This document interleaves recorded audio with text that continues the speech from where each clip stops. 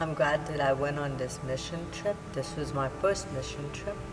I felt led to go to be able to help people. One man that lives in Denham Springs that kind of hung out with us through the week told us that the water, or the rain and the storm, just kind of came over Denham Springs and Baton Rouge and just sat there, and it just rained and rained and rained and rained, and it didn't stop until everything was flooded.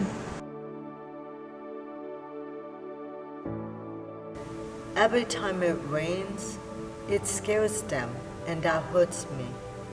Because when it rains here, we don't think about it. But now, when it rains, I think of them.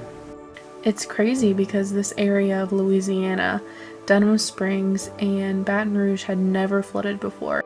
We talked to Miss Melanie when we went to see that project, and she lived in a trailer on a country road, and across the road from her was a small pond, and the day of the rains, she watched the pond rise. And she was outside on her porch and saw that the water was rising a little bit and thought she might need to go into town for the evening. And she went inside to get her purse, and when she came back out, the water was up to the second step of her porch and she couldn't go anywhere. And she told us that she spent from midnight until 3 o'clock the next afternoon holding on to her dog and her porch rail and watching the snakes and the alligators float by because the river had risen so much.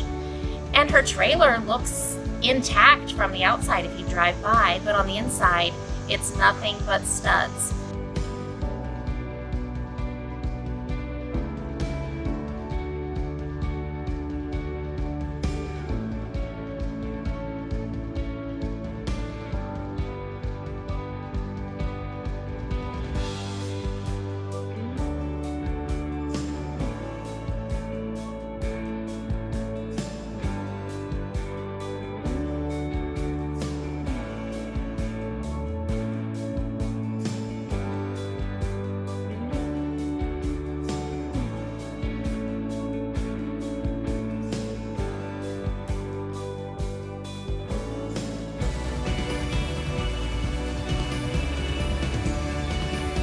I think the thing that struck me most about the mission trip was how prior to the floods, the city was divided along racial lines, tensions, and the like.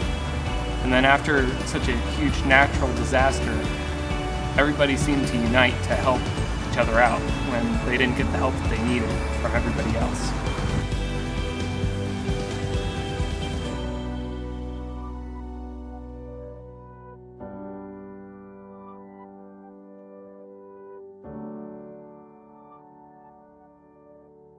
And I think, in retrospect, I might have heard some little blip on the news about a flood down there, but no big deal. I think two of the things that surprised me the most about going to Baton Rouge was how bad the destruction actually was and how little people knew about it.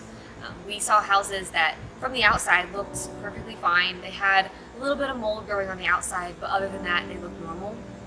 But when you looked in the windows, you just saw studs. All of the houses were completely gutted, buildings were gutted, everything in certain areas was completely abandoned, and you could tell which areas had the money to rebuild and which areas didn't have any money and were living with nothing. And people didn't know about the flood, and the people of Baton Rouge didn't know that the rest of the country hadn't heard about what happened.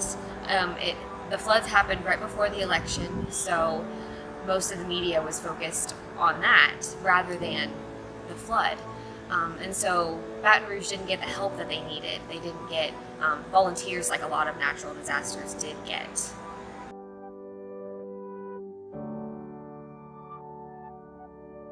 See the devastation almost a year later. See the lines on houses, debris on their roofs, lines on businesses. And it really, really makes you think a lot.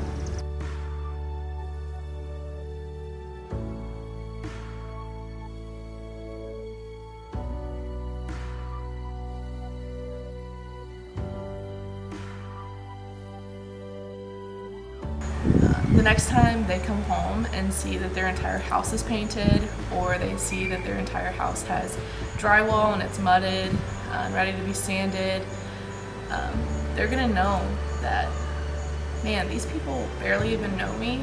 I barely even got to talk to them, but they want me to have a house. They want me to come back home, and they love me.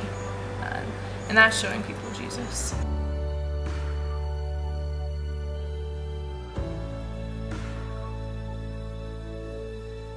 We saw different stages of the rebuilding process, but as a team, we never saw a complete project. And it kept going through my mind that when we're called into the mission field, we're called to do a certain job at a certain time, and you don't know what that job is, and you don't know how it started sometimes, and sometimes you don't know how it's going to end up. But it's just our job to be there when God calls us to be there, to do what God tells us to do.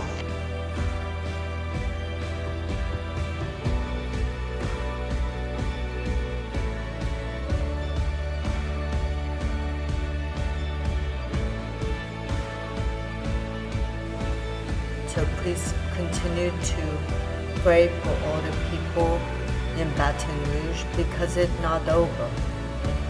And they still need help, and they still need prayers.